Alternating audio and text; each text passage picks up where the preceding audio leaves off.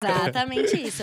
E você se formou em Nova York, que é um dos grandes centros de teatro e Isso. musicais, principalmente. O seu desejo de fazer uma faculdade lá, um curso Uhum. lá, veio exatamente por isso?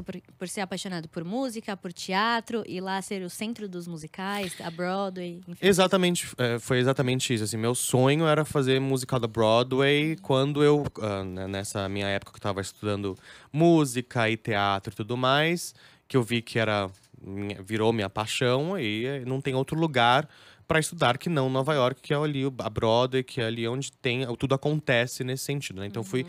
para estudar mesmo atuação, e foi uma experiência muito legal. Só que eu tenho um negócio aqui com o Brasil, com a minha família tá aqui, meus amigos estão aqui, e eu realmente não consegui. Porque a minha ideia era ter ido e ficar. E ficar. Mas eu não consegui. Aí eu Ah. tive que voltar, eu percebo que eu realmente preciso sempre estar aqui de volta à minha raiz, à minha base, à minha Uhum. família.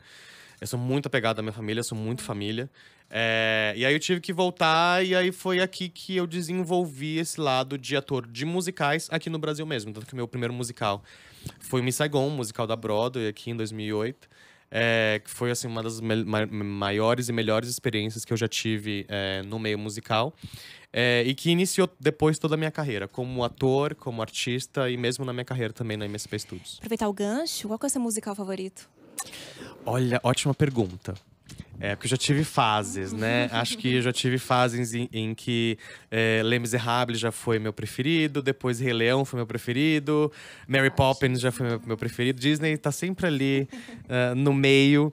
E eu tô muito ansioso, porque eu acho que ele vai virar meu novo musical preferido, porque agora em julho eu vou pra Londres e eu vou assistir ao musical do Totoro, que é um personagem do estúdio Ghibli, que eu sou assim, apaixonado, e tem um musical que estreia agora lá em Londres, eu vou assistir e eu sei que vai virar o meu preferido. E vai chorar horrores. Vou chorar horrores. Sim. Eu já quase chorei só vendo ali as imagens do musical. Então imagina lá. Inclusive, o Estúdio Ghibli tá super em alta agora. Super em alta. Com a trend rolando. Então, esse musical pois tem é. tudo pra ser um sucesso, além dos talentos Exatamente. que já estão lá. Mas em que momento o Mauro sente uma vontade de fazer produções pra Maurício de Souza? Sempre foi? Sempre existiu? Ou foi no momento que você falou… Acho que eu funciono muito mais pra dirigir do que pra, de repente, atuar, estar ali na frente? Legal. Eu fui descobrindo isso, né? Esse lado diretor, né? Foi aos poucos ali, quando eu tava… Mesmo quando ator, você já começa a ter uma visão assim… se eu fosse o diretor, o que eu mudaria aqui? O que eu mudaria aqui, ali, enfim. Então eu já tava, mesmo atuando, eu já tava pensando assim… acho que eu gostaria de ser diretor pra eu fazer aqui do jeito que eu acredito, do jeito que eu acho que tem que ser. Então eu já tava com uma visão assim. E na MSP Studios, quando eu entrei lá, existia um departamento muito pequeno de espetáculos, dessa parte de musicais. Então eu já fui enxergando que existia uma oportunidade de eu crescer aquela área, aquele departamento. E foi de fato o que eu fiz, né? Porque todo o meu conhecimento era em torno disso. Então eu entrei lá justamente para eu poder desenvolver ainda mais aquela área, aquele setor.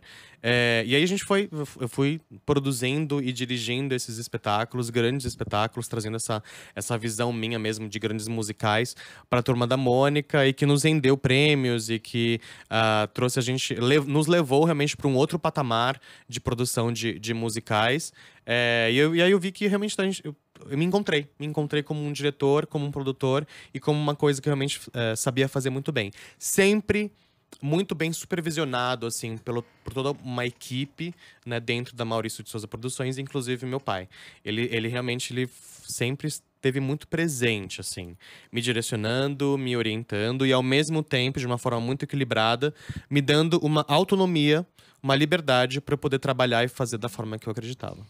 Já são 18, né? Que você Exato. dirigiu. Nem sei. Acho que estão mais atualizadas Tá que eu. é. Mas é isso aí. Tipo, quase 20 aí espetáculos sob a minha direção. E todos foram feitos com muito, muito carinho e muito respeito a todo o trabalho que meu pai criou já há 60 anos.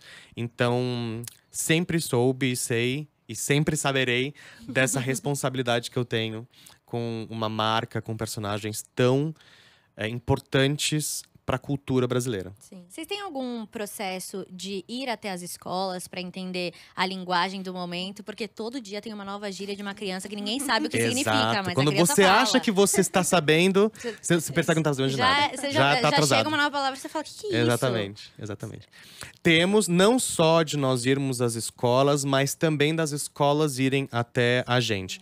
Nós temos na MSP Studios, por exemplo, o nosso projeto de visitação, né? Onde o público espontâneo, qualquer um Eu quero pode ir lá participar. visitar. Mas já estão convidadíssimas. Aceita criança de 24 anos. Mas com De certeza. 28 também? Com Então certeza, vamos. já estão convidadíssimas de verdade, gente.